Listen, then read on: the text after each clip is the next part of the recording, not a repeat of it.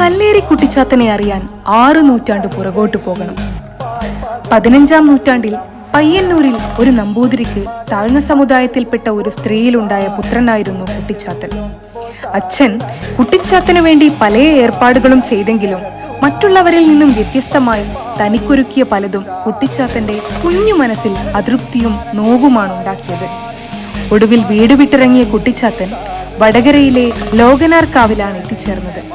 അവിടെ മലമത്താൻ കുങ്കൻ കുട്ടിച്ചാത്തന് കൂട്ടായി. അത്തവണത്തെ ലോകനാർക്കാവ് ഉത്സവത്തിൽ ഓലക്കുട കെട്ടാനുള്ള അവകാശം കുങ്കനായിരുന്നു. പക്ഷേ ഉത്സവ ദിവസം കുട്ടിച്ചാത്തനെ കാത്തിരുന്ന കുങ്കന് കൃത്യസമയത്ത് ഓലക്കുട എടുത്തു വെക്കാൻ കഴിഞ്ഞതുമില്ല. അതുകൊണ്ട് കഠിനമായ മർദ്ദനം ഏൽക്കേണ്ടതായി വരികയും ചെയ്തു. കുങ്കന്റെ സങ്കടമറിഞ്ഞ കുട്ടിച്ചാത്തൻ ഉത്സവ പന്തലിൽ തീക്കൊട്ട വലിച്ചെറിഞ്ഞായിരുന്നു പ്രതിഷേധിച്ചത്. എന്നാൽ ഇക്കാരണത്താൽ